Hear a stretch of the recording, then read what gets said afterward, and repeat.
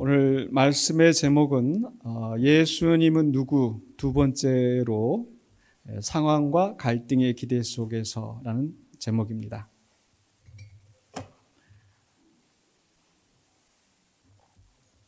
이 상황과 기대의 갈등이라는 이 제목은 제가 지난 목요일 날 우리 기도회에서 좀 그 아이디어를 얻게 되었습니다. 기도회에 이제 또 들어갔더니 그 테이블에 그 카드가 이렇게 많은 그 사진들이 찍혀 있는 그림들이 있는 그 카드가 있었습니다. 카드를 보면서 이 카드를 골라 가지고 오라고 이렇게 그 지침이 되어 있었는데 세 가지 카드를 이제 가지고 가는 겁니다. 세 가지 카드인데 이제 첫 번째는 뭐였었냐면은 이 요즘에 내 삶을 잘 나타내주는 사진을 고릅니다. 그래서 그 현재 내가 처해 있는 그 상황에 대해서 설명할 수 있는 그런 사진을 이제 카드를 고르라는 거였어요. 두 번째로는 그 앞으로의 삶에 소망하거나 기대하는 것을 잘 나타내주는 사진을 고릅니다. 그냥 와서 우리가 이제 기도하고 또 이야기하고 하기는 좀 뻘쭘할 수 있는데 이렇게 사진을 고르라고 하니까 좀 생각하게 되고 또 이야기하기도 훨씬 더 수월하더라고요. 어쨌든 두 번째는 이제 첫 번째가 이제 상황에 대한 사진 카드였다고 한다면 두 번째 카드는 이제 기대에 대한 그런 카드였었고요. 마지막 세 번째로는 내 기도 제목을 표현할 수 있는 사진을 고릅니다라고 하면서 이제 그걸 가지고 같이 기도하고 이제 3명, 4명이서 이렇게 모여가지고 이야기하는데 저는 또 굉장히 또 유익하고 또 더 은혜와 감동이 있었습니다. 여러분도 꼭 또 오셔서 또 다음 주 목요일엔 또 무슨 일이 일어날지 모릅니다. 함께 오셔서 기도할 수 있는 시간이 되셨으면 좋겠고요. 그래서 이제 제가 고른 카드는 그 많은 카드 중에서 이제 제가 고른 카드는 뭐였는가 좀 말씀 좀 드리고 싶었는데 이 첫 번째는 어떤 남자가 이 머리에 포스트잇을 여러 개를 붙이고 막 그냥 이렇게 있는 그런 장면이었어요. 네. 가만 보니까 제가 인상 쓰고 있는 줄 알았더니 기도하는 것 같기도 하고. 네, 저는 이제 인상 쓰고 있는 그런 그 심정이었었어요. 뭐냐면 이 머릿속이 아주 복잡한 거예요. 여러 가지 해야 될 일 때문에. 그래서 저도 지금 당장 오늘 이제 오후에 예배 마치고 오후에 또 경찰서에 가서 조사받아야 될 일이 있고 돌아오는 목요일 날 또 이게 가서 재판 받아서 또 재판해야 되고 그다음 월요일 날 또 월요일 날인가 또 가서 또 이렇게 재판 받고 그래서 벌써 이 남들은 평생에 한 번도 겪지 못한 일들을 수십 건을 지금 겪으면서 민사 재판, 형사 재판, 뭐 고소 사건들 그리고 그러면서도 또 이게 매 주일마다 새벽 묵상 날마다 또 해서 또 수요 예배 나오지 주일 오전 하지 오후 하지 예전에는 우리 목사님들이 저를 이렇게 함께 섬기시던 목사님 3분이 계셔서 이렇게 돌아가면서 하고 그러는데 요즘은 또 그냥 저 혼자 그냥 다 감당해야 되니까 그냥 이 머릿속이 그냥 막 복잡한 이런 상황인 거예요. 그게 제 상황이라고 제가 우리 같이 함께 저랑 앉아서 그 이야기하시는 분들에게 했습니다.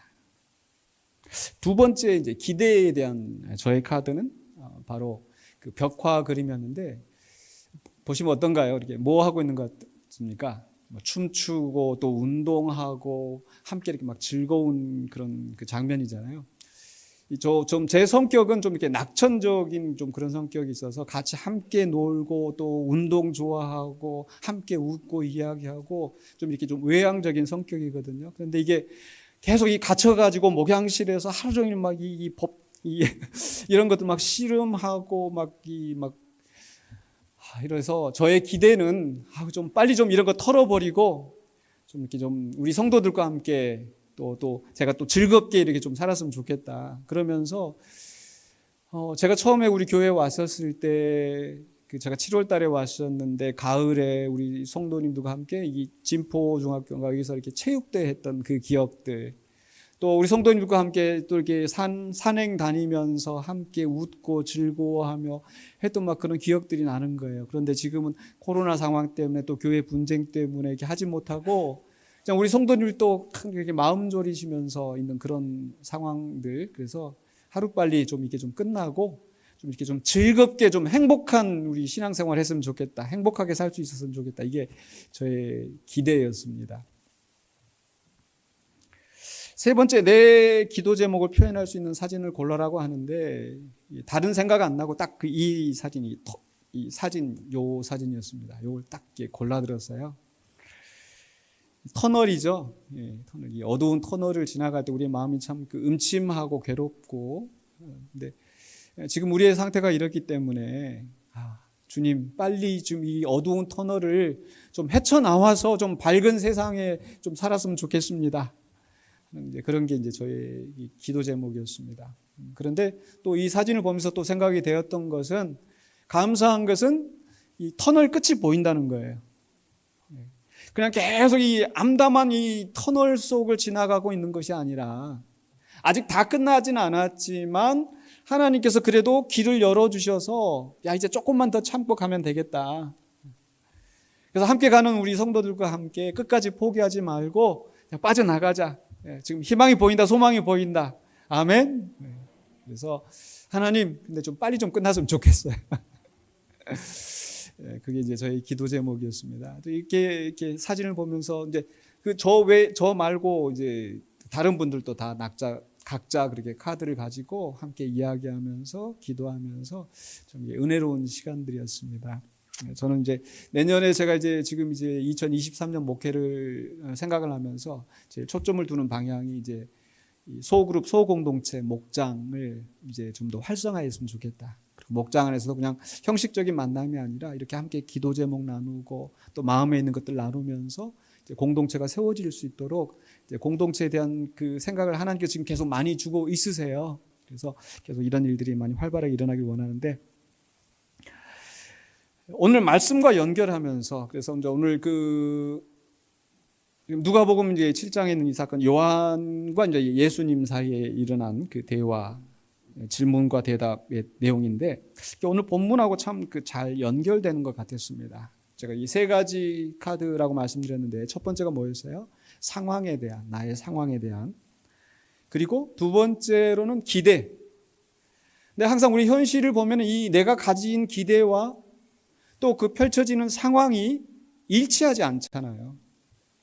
그래서 우리가 많이 갈등하고 힘들어하고 있는데, 그게 우리의 일상적인 현실인데 그렇다고 그 기대를 놓을 수도 없고, 또 기대를 바라보면서 가자니 상황이 따라주지 않기 때문에 또 많이 좌절되고, 이런 갈등 속에서 우리가 어떻게 나아갈 수 있을까 하는 그 문제를 생각해 보고자 하였습니다. 오늘 본문에서 나오고 있는 이 세례 요한이 바로 그런 갈등을 겪고 있었습니다. 첫 번째로 우리가 생각할 것은 이 세례 요한의 갈등인데요. 이 봉독한 말씀 7장 18절과 19절 상반부에서 요한의 제자들이 이 모든 일을 그에게 알리니 요한이 그 제자 중 둘을 불러 주께 보내어 이르되. 이 모든 일을 지금 요한이 들었어요. 제자들이 알려주니까. 근데 이 모든 일이 뭘까? 바로 앞에서 예수님께서 행하셨던 일들입니다. 예수님이 이제 요한에게서 세례를 받고 나서 이제 이 공생의 사역을 하시는데 하나님 나라의 복음을 선포하시고 이렇게 말씀을 가르치실 뿐만 아니라 또 친히 그 병자들을 안수하시면서 낫게 하시고, 심지어는 바로 앞에 있는 말씀, 오늘 18절부터 봉독하였는데 바로 그 앞에 있는 말씀이 뭐였어요? 다 죽어가는 백부장의 종을 가시지도 않으셨는데 치유하셨던 사건이나, 또는 심지어 이 다 죽은, 이미 죽어 장례식을 하고 있는 이 과부의 아들, 그 죽은 아들을 말씀으로 살리셨던 그 일들, 이 모든 일들을 요한에게 이야기했단 말이죠. 그런데 그 소식을 듣고 요한의 마음속에 드는 생각이 뭐였는가? 19절 하반부에 제자들에게 이렇게 말을 하라고 하죠. 오실 그이가 당신이 오니까 우리가 다른 일을 기다리오리까 하라 하매. 그래서 제자들이 가서 이제 예수님께 이야기를 하잖아요. 똑같이. 그러니까 지금 세례 요한의 마음속에 의문과 갈등이 지금 진행되고 있는 거지 않습니까?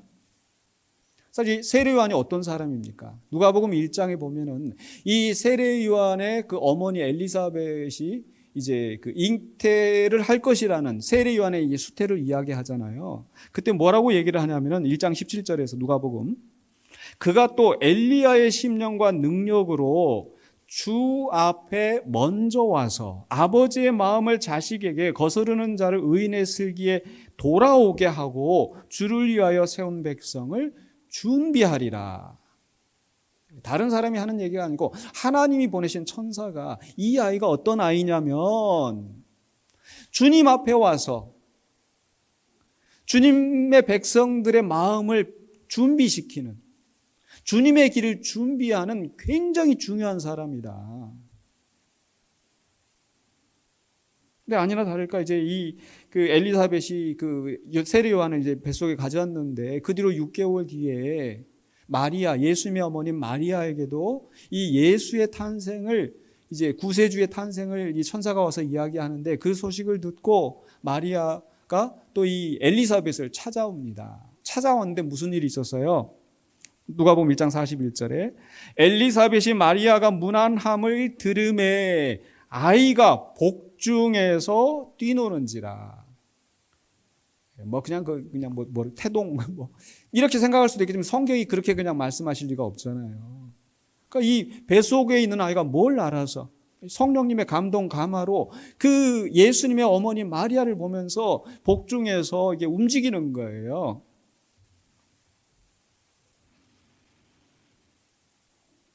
그리고 이제 시간이 지나고 세례 요한이 이제 성인이 되고 이제 그 사역을 하면서 그 주님을 위해 준비하는 사역을 하면서 예수님에 대해서 증언합니다. 요한복음 1장 15절에 이제 아시는 대로 세례 요한에게 이제 예수님이 세례를 받으러 올 때 아무도 그가 누구인지 그냥 그 많은 사람 중에 한 사람으로 지금 보고 있는데 요한이 그에 대하여 증언하여 외쳐 이르되 내가 전에 말하기를 내 뒤에 오시는 이가 나보다 앞선 것은 나보다 먼저 계심이라 한 것이 이 사람을 가리킴이라 하니라. 그 많은 무리들 가운데에서 바로 예수님을 가리켜서 바로 이분이시다 라고 증언했지 않습니까? 또 예수님이 세례를 받고 나서 성령이 비둘기같이 임하였는데 그때 어떻게 있었냐면 요한복음 1장 33절에 나를 보내어 물로 세례를 베풀라 하신 그 이가 나에게 말씀하시되 성령이 내려서 누구 위에든지 머무는 것을 보거든 그가 곧 성령으로 세례를 베푸는 이인 줄 알라 하셨기에 34절에 내가 보고 그가 하나님의 아들이심을 증언하였노라 하니라. 자기 눈으로 직접 성령이 임하는 것을 보고 이분이 바로 그 하나님의 아들이시다라고 최초로 예수님에 대해서 증언했던 사람입니다. 분명히 그는 태어나기 전부터 예언된 주의 길을 준비하는 자였었고 뱃속에서 사역을 하면서 놀라운 그 현상들을 체험하면서 예수님이 하나님의 아들이라는 것을 자신만 확신할 뿐만 아니라 많은 사람들 앞에서 증언하였는데 지금은 맞아요? 오실 그이가 당신 맞습니까? 아니 우리가 다른 사람 기다려야 되나요? 라고 하면서 아주 그 예수님에 대한 확신이 아주 심하게 흔들리고 있는, 갈등을 겪고 있는 이런 상황인 거죠. 왜 그럴까? 바로 그건 지금 현재 세례 요한의 상황 때문에 그렇습니다. 지금 세례 요한은 어떤 상황인가? 아까 누가복음 7장 18절 19절에서 요한의 제자들이 이 모든 일 그에게 알리니 요한이 그 제자 중 둘을 불러 지금 이렇게 지금 이야기만 하고 있는데 이 똑같은 상황을 마태복음은 조금 더 자세하게 우리가 알기 쉽게 이야기를 해주는데요. 마태복음 11장 2절로 3절에 요한이 옥에서 그리스도께서 하신 일을 듣고 제자들을 보내 예수께 여쭤가도 오실 그가 당신이 오니까 다른 사람 기다릴까요? 똑같은 지금 질문을 지금 하고 있잖아요. 그러니까 지금 요한은 어디가 있어요? 감옥에 갇혀 있는 거예요. 감옥에. 지금 사람들에게 여전히 존경을 받으면서 그 제자들을 보내고 있는 상황이 아니고 감옥에 갇혀 있는 상황인 거죠. 왜 감옥에 갇혔을까요? 누가복음 3장 19절에 분봉왕 헤롯은 그의 동생의 아내 헤로디아의 일과 또 자기가 행한 모든 악한 일로 말미암아 요한에게 책망을 받고 그 위에 한 가지 악을 더하여 요한을 옥에 가두니라. 왕을 책망했다는 죄로. 근데 이게 사실 이게 요한의 사명이었었잖아요. 사람들을 회개하여 그 마음을 주님께로 돌아오게 하는 일이기 때문에 잘못된 길을 가고 있는 사람들에게 이 독사의 자식들아 하면서, 그래서 많은 사람들이 그 말을 듣고 회개하고 우리가 그럼 어떻게 살아야 될까요? 그게 요한의 사명이었어요. 그 사명대로 순종하였는데 요한은 감옥에 갇혔어요.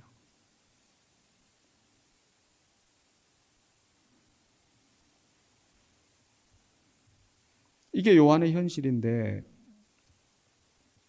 그가 지금 갈등을 하고 있는 또 하나의 이유가 있다면 바로 그 세례 요한에게는 예수님에 대한 기대가 있었겠죠.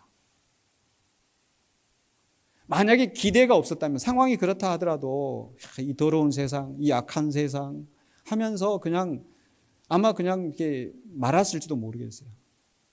근데 굳이 지금 예수님한테 보내서 이 질문을 하는 이 혼란스러운 이 상황이 바로 예수님을 향한 하나님의 역사에 대한 뭔가 기대가 있었기 때문이지 않겠습니까? 그러면 세례 요한이 기대하는 건 뭐였겠어요?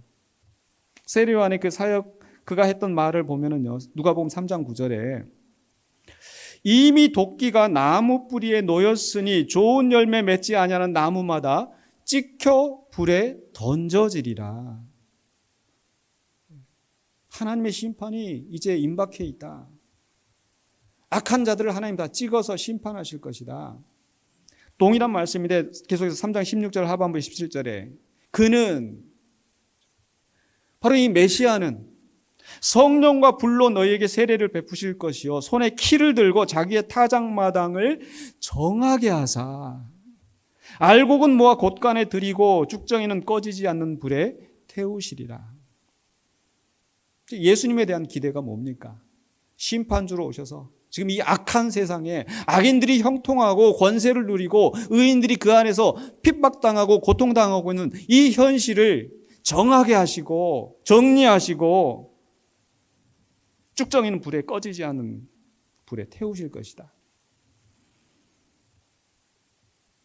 즉 세례 요한이 기대하고 있는 것은 바로 그 불의한 시대를 살아가면서 언제 메시아가 와서 이 불의한 나라가 끝이 나고 하나님의 나라가 이루어질 것인가? 메시아가 하나님의 대권, 심판권을 가지고 오신 그 메시아가 와서 공의로운 통치로 악인은 심판하고 멸망시키고 제거하고 의인들은 또 악하였다 할지라도 회개하고 돌아온 사람들은 곳간에 들이시는 하나님의 나라의 복을 누리는 바로 그 시대가 이루어질 것을 기대하고 있었단 말이에요. 그런데 현실은 여전히 악한 자들이 그 권세를 계속 누리면서 의로운 요한을, 하나님의 사명을 감당하는 요한을 옥에 가두고, 요한만 그랬겠습니까? 다른 많은 의로운 사람들이 여전히 이 세상에서 고통받고 고난당하고 괴로워하고 신음하고 있는 이 현실, 이 상황, 기대와 전혀 딴판의 이 현실 상황에서 갈등하고 있는 거예요. 우리는 어떠합니까? 여러분은 예수님을 믿으면서 신앙생활을 하면서 어떤 기대를 가지고 있으십니까? 그리고 과연 그 기대대로 내 주변의 상황들이, 현실이 진행되고 있습니까?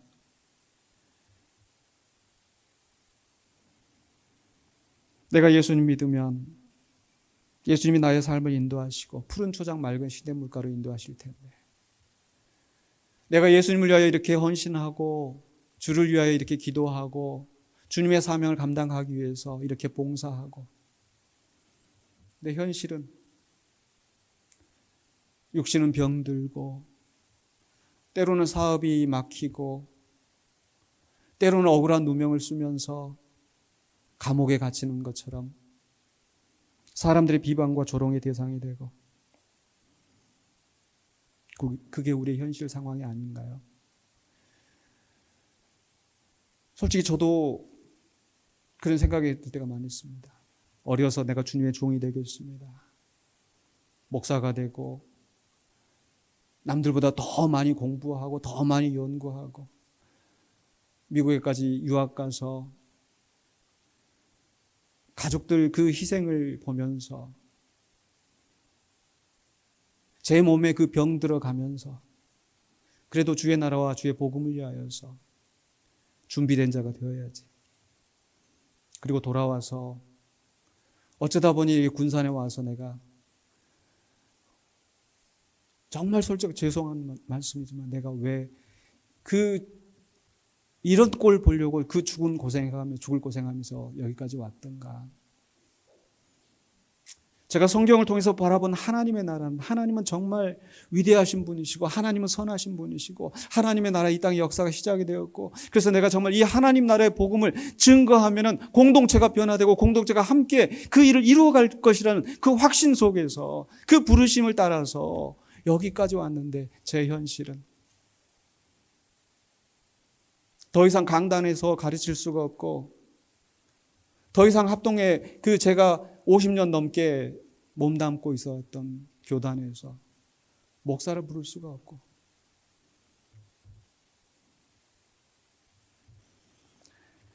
저만 그렇겠습니까? 성도님들도 각자 나름대로 남들에게 말할 수 없는, 남들이 알 수 없는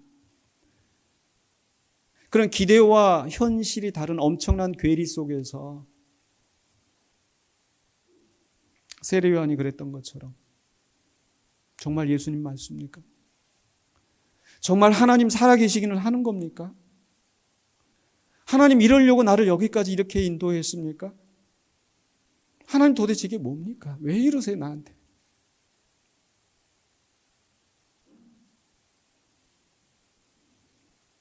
하나님의 섭리에 대해서 의심하고 탄식을 하면서 고통스러운 그 눈물로 지새우는 그런 순간들이 왜 다 없으시겠습니까? 상황과 기대가 다른 그 속에서 우리는 갈등하고 있습니다.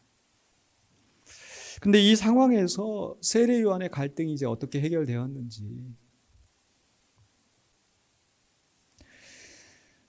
저는 이 세례 요한이 그래도 잘한 게 있다면은 바로 그 제자들을 예수님께 보내서 예수님께 물었다는 거. 그냥 자기의 판단으로 메시아 아니야, 야 우리 다른 사람 기다려, 이렇게 하지 않고 여전히 그 갈등하고 의문을 가지고 있지만 여전히 그 문제를 가지고 예수님께 나아갔다라는 거죠. 결국 우리 갈등할 수 있습니다. 너무 내가 믿는 것과 내가 기대하는 것과 다르기 때문에, 현실이 너무 고통스럽기 때문에 왜 내가 이렇게 감옥에 갇혀 있어야 되냐고. 너무 현실이 기대와 다르기 때문에 우리 울 수 있잖아요. 소리 지를 수 있잖아요. 누구한테? 하나님 앞.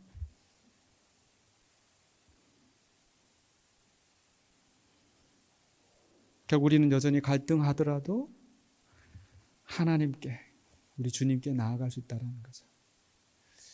그때 우리 예수님께서 요한의 제자들에게 어떻게 응대하셨습니까?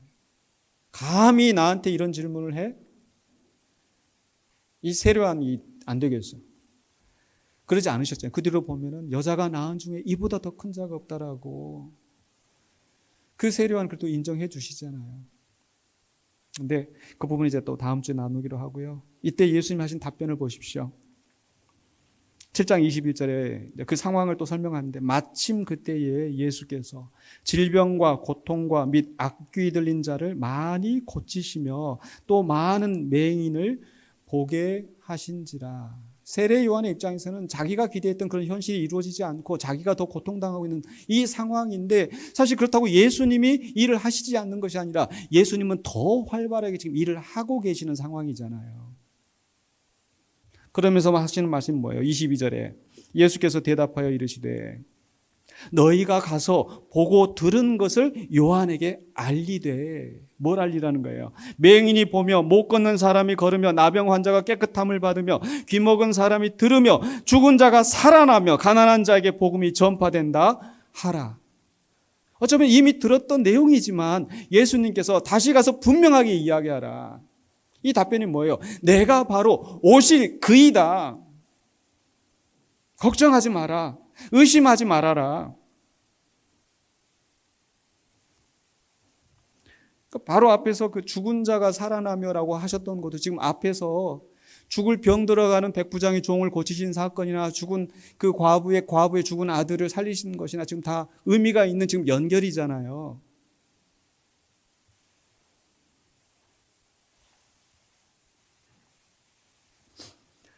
즉 예수님은 하나님 나라의 역사가 이미 당신의 사역을 통해서 진행되고 있다는 것을 다시 한번 확증하신 겁니다.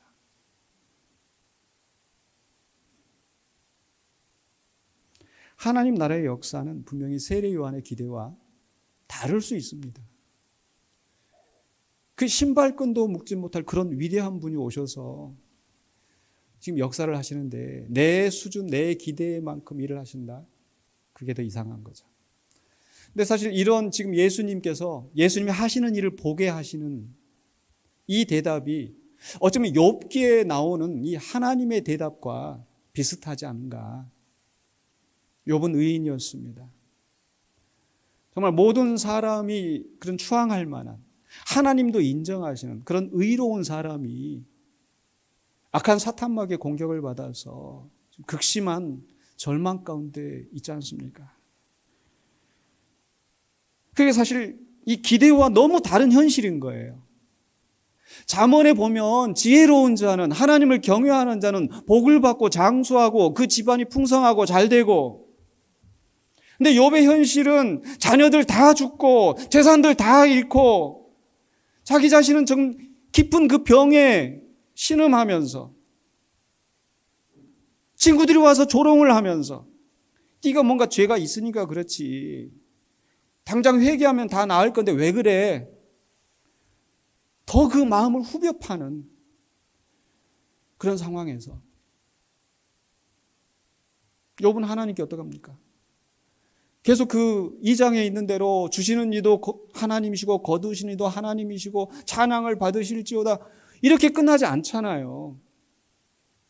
계속 그 4장 5장 보면은 하나님 도대체 내가 뭔 죄가 있다고 나를 이렇게 치십니까? 하나님 도대체 나한테 왜 이래요?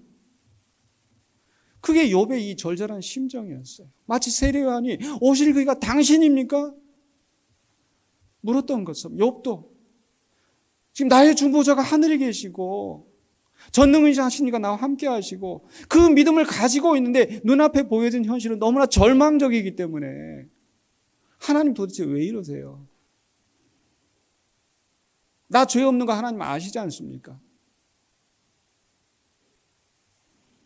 친구들과 싸우면서 그래 너희들만 잘났냐?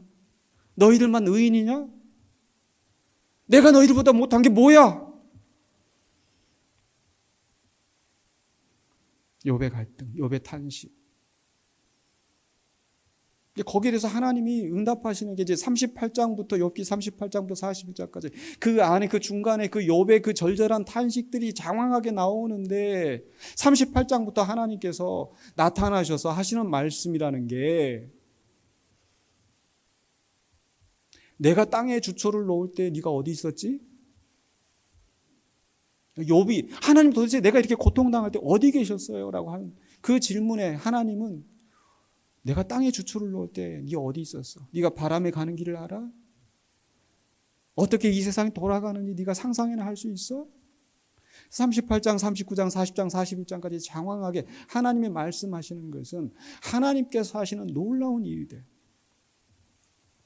하나님의 절대 권능, 그 섭리를 가지고 전지전능하신 하나님께서 어떻게 이 세상을 주관하시는지 그걸 깨닫게 하시는 거예요. 알게 하시는 거예요.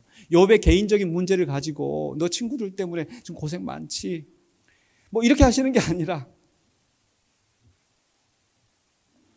근데 놀랍게도 욥이 그 하나님이 하시는 말씀을 듣고 고백하는 게 욥기 42장에 와서 이제 1절과 2절에서 욥이 여호와께 대답하여 이르되 주께서는 못하실 일이 없사오며 무슨 계획이든지 못 이루실 것이 없는 줄 아오니. 하나님에 대한 확실한 고백을 다시 하는 거예요. 그러면서 하는 말이 뭡니까? 3절에 무지한 말로 이치를 가리는 자가 누구니까? 바로 나 아닙니까? 나는 깨닫지도 못한 일을 말하였고 스스로 알 수도 없고 헤아리기도 어려운 일을 말하였나이다. 자신이 했던 말을 하나님을 향하여서 의문을 가지고 원망을 했던 자기 자신이 참 너무 부끄러운 거예요.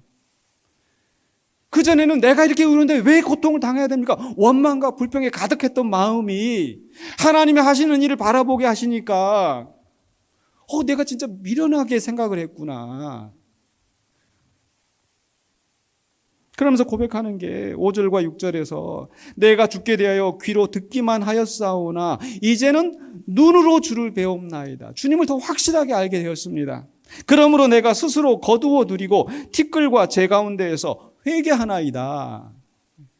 지금 욥은 이 상황에 자기 문제가 아무것도 해결된 게 없거든요. 그런데 그 하나님의 전지전능하심을 깨닫게 되는 순간에 자기 자신의 연약함을 알게 되고 하나님 앞에 회개하고 고백하면서 하나님, 내가 잘못했습니다. 우리 하나님은 이런 분이십니다. 세상의 지혜, 세상의 도덕이 기대하는 것은 의인이 복을 받고 악인이 형벌을 받고 이런 기계적인 인과응보인데,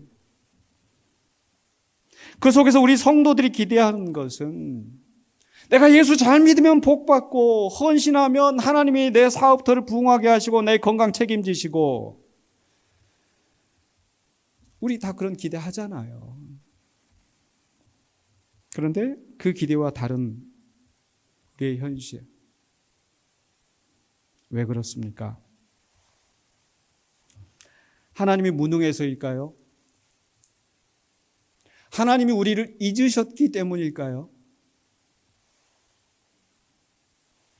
그 이유는 바로 하나님의 지혜와 권능은 우리의 생각을 훨씬 뛰어넘기 때문인 줄로 믿습니다.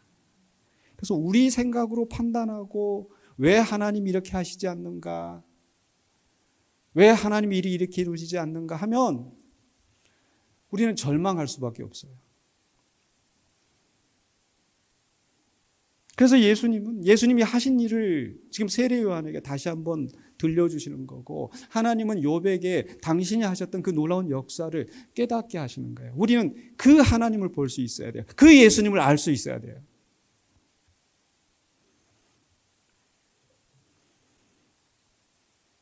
분명히 메시아 예수 그리스도를 통하여서 악인을 심판하시고 의인을 곳간에 들이시는, 그래서 이 세상이 정화되는 그 역사가 이루어질 터인데 왜 지금의 현실은 여전히 이러할까? 근데 지금 예수님이 말씀하신 건 뭐예요? 맹인이 눈을 뜨게 되고 귀먹은 자가 듣게 되고 죽은 자가 살아나게 되고, 지금 어쩌면 세례 요한은 당장의 어떤 심판을 기대하고 있지만 예수님은 지금 자비의 사역을 하시면서 곳곳에 소외된 자들을 돌아보시고 하나님의 나라의 역사를 체험하게 하시고 하나님 나라의 복음을 듣게 하시고, 사실 알곡을 곳간 안에 거두어 들이시는 일들을 하고 계시잖아요. 예수님이 안 하시는 게 아니라. 근데 세례 요한은 지금 당장 이루어질 것을 기대하고 있지만 예수님의 계획은, 하나님의 계획은 그날과 그때는 아무도 모르고 도적같이 언제 이룰지 모르지만 그때까지 이 복음이 땅끝까지 전파되어야 하리니 그제서야 끝이 오리라. 그러니까 예수님은 놀라운 계획으로 제자들을 세우시고 제자들에게 권능을 주시고 복음을 알게 하시고 지금 그런 일들을 계속 해나가시는 거예요. 그런데 세례 요한은 당장 눈앞에 내 주변에 나에게 유익이 되는 그 하나님의 나라만 이야기하고 있지만,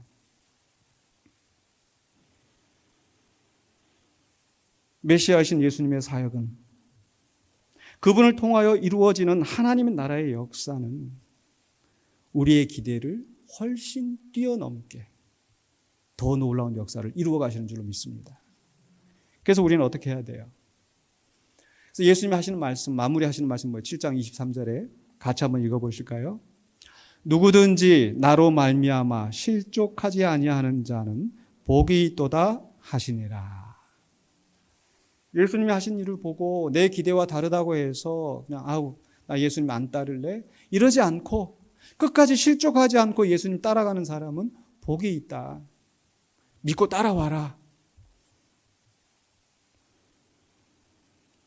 오늘 그 주님을 바라보기를 원합니다. 분명히 우리가 기대하고 우리가 성경을 통해서 배웠던 그런 말씀, 교훈을 통해서 믿음을 가지고 주님을 따라가지만 현실은 분명히 많이 다릅니다.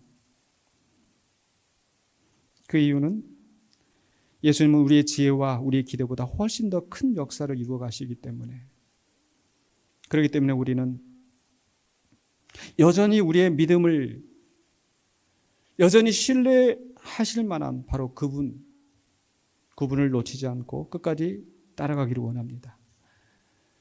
여러분, 예수님은 누구십니까? 세례요한이 가졌던 질문, 오실 그이가 당신입니까? 아니면 우리가 다른 사람을 기다릴까요? 예수님이 하셨던 답변은 뭐예요? 오실 그이가, 바로 너희가 기다리는 그 메시아가 바로 나다. 분명히 현실은 다르지만 예수님은 말씀하십니다. 내가 바로 그 메시아이고 내가 바로 지금 하나님의 나라를, 역사를 지금 이루어 가고 있다. 나를 믿고 따르라 고 말씀하시는 거죠. 그래서 그 뒤로 세례요한의 마음에 대해서 성경은 더 설명하고 있지 않지만 그 뒤로 세례요한에게 무슨 일이 있었어요? 결국 목 베어서 그 헤롯의 딸의 그 농간에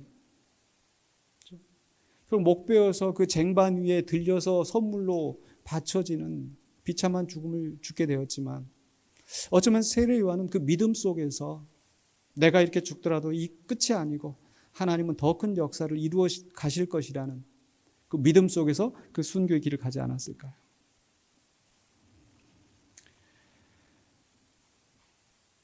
분명히 하나님 나라의 역사는 이미 예수 그리스도를 통하여서 시작되었고 지금 진행되고 있는 줄로 믿습니다. 지금 우리 군산 이 지역에서 비록 우리가 고난당하고 핍박당하고 억울한 일을 당하고 있지만 여전히 하나님의 나라의 역사는 예수 그리스도를 통하여 진행되는 줄로 믿습니다. 그렇기 때문에 우리는 그 소망을 가지고 우리의 선배들이, 우리의 믿음의 조상들이 하였던 것처럼 그 환난과 핍박 속에서도 우리의 믿음을 잃지 않고 끝까지 충성하는 자가 되어야 될 줄로 믿습니다. 바로 그게 히브리서 11장에서 믿음의 조상들에 대해서 히브리서 기자가 이야기하면서 바로 성도들을 권면하는 말씀이죠. 히브리서 11장 36절 37절에 또 어떤 이들은 조롱과 채찍질 뿐 아니라 결박과 옥에 갇히는 시련도 받았으며 돌로 치는 것과 톱으로 켠 것과 시험과 칼로 죽임을 당하고 양과 염소의 가죽을 입고 유리하여 궁핍과 환난과 학대를 받았으니. 계속해서 39절 40절에 이 사람들은 다 믿음으로 말미암아 증거를 받았으나 기대하는 바가 있었으나 믿고 바라는 바가 있었으나 약속된 것을 받지 못하였으니 이는 하나님이 우리를 위하여 더 좋은 것을 예비하셨은즉 우리가 아니면 그들로 온전함을 이루지 못하게 하려 하심이라. 조금 번역이 조금 난해해서 이해하기 쉽지 않은 부분인데요. 바로 그 뒷부분에 우리가 아니면 그들로 온전함을 이루지 못하게 하려 하심이라는 것은 바로 그들이 약속한 것을 받아 누리지 못하였지만 그들이 온전함을 받게 되는 것은 바로 누구와 함께? 우리와 함께. 즉 예수 그리스도가 오심으로 말미암아 그 시대를 체험하고 있는 바로 우리들이 바로 그 복을 누리는 사람들이고 그제서야 비로소 바로 우리의 믿음의 조상들도 온전함을 누리게 되는 것입니다. 그때까지 하나님께서 기다리게 하시고 예수 그리스도를 이 땅에 보내셨다. 이게 히브리서 기자가 지금 하시는 말씀인 거죠. 그러면서 지금 이 히브리서를 읽고 있는 그 독자들, 로마의 박해 아래서, 유대인들의 박해 아래서 온갖 핍박과 환난을 당하고 있는 성도들을 향하여서 이렇게 말씀합니다. 히브리서 12장 1절에 아까의 말씀에 이어서 11장 말씀에 이어서 이러므로 우리에게 구름같이 둘러싼 허다한 증인들이 있으니 모든 무거운 것과 얽매이기 쉬운 죄를 벗어버리고 인내로서 우리 앞에 당한 경주를 하며. 우리 앞에도 똑같은 경주가 남아있는 거예요. 기대하고 믿는 바가 있지만 언제 그 기대하는 것이 이루어질지 현실은 너무나 다른 딴판인 우리의 경주. 그 속에서 우리는 어떻게 해야 돼요? 12장 2절에 같이 한번 읽어보십시다. 믿음의 주요 또 온전하게 하시는 이인 예수를 바라보자. 그는 그 앞에 있는 기쁨을 위하여 십자가를 참으사 부끄러움을 개의치 아니하시더니 하나님 보좌 우편에 앉으셨느니라. 우리 예수님은 분명한 믿음, 소망을 가지고 그 십자가의 고난을 참으시고 그 수치를 이겨내셨다라는 것. 그리고 결국 하나님 보좌의 우편에 앉으신 바로 그분이 누구보다도 우리의 가장 큰 증인이시고 우리가 따라가야 될 모범이라는 거죠. 이 히브리서 기자는 예수님을 누구라고 이야기하고 있습니까? 방금 전에 읽은 말씀 속에서 믿음의 주다. 예수님은 믿음의 주다. 바로 우리가 믿을 대상이시다. 또 우리의 믿는 바를 성취하시는 분이시다. 그게 우리의 믿음의 주예요. 그러니까 우리가 이 믿는 이것을 결코 우리 주님은 배반하지 않으시고 반드시 이루시는 믿음의 주이시다. 또 뭐라고 말씀하고 있어요? 우리를 온전하게 하시느니. 그 상황과 기대가 다른 현실 속에서 때로는 넘어지고 때로는 눈물 흘리면서 탄식하고 의문을 품고 때로는 하나님 앞에 원망의 탄식을 쏟아놓기도 하는 우리의 연약한 우리를, 죄의 유혹에 빠져서 하나님을 근심하게 하는 우리를 여전히 온전하게 하시는, 그래 주님의 나라에 반드시 들이시는 우리를 온전하게 하시는 분, 그분을 바라보라는 거잖아요. 그러므로 우리에게는 주님이 있다라는 것을 믿으시기 바랍니다. 우리의 삶은 계속해서 어쩌면 우리의 삶이 마치는 날까지 여전히 그 상황과 기대가 다른 그 갈등 속에서 살아가야 될지도 모릅니다. 그러나 우리 주님은, 우리 하나님은 여전히 우리가 믿고 따라갈 수 있는 우리의 믿음의 주요 온전케 하시는 분이신 줄로 믿습니다. 그렇기 때문에 주님 때문에 실족하지 말고 믿음으로 끝까지 주님을 따르고 헌신하며 주님이 약속하신 그 복을 누리시는 저와 여러분이 되시기를 주의 이름으로 간절히 축원합니다. 기도하겠습니다. 거룩하신 아버지 하나님 은혜를 감사합니다. 오늘 우리에게 주시는 말씀 붙잡고 또 우리의 삶에서 일어나는 많은 일들 속에서 갈등하고 고민하고 의문하며 탄식하며 원망하며 눈물 지었던 우리의 마음들이 위로를 얻게 하시고 또 새 소망을 가지고 다시 일어설 수 있게 하심을 감사드립니다. 우리의 연약함을 주님께서 아시는 줄은 믿습니다. 그러나 여전히 우리를 박대하지 않으시고 우리가 주 앞에 나아갈 때 우리를 붙잡아 주시고 우리를 새롭게 하시는 주님을 믿고 나아가니 주님 받아주시고 주님 우리를 변화시켜 주시고 온전히 주님을 믿는 믿음 안에서 주님을 바라보며 굳건히 설 수 있는 우리 모두가 되게 하여 주시옵소서. 예수 그리스도 이름으로 기도하옵나이다. 아멘.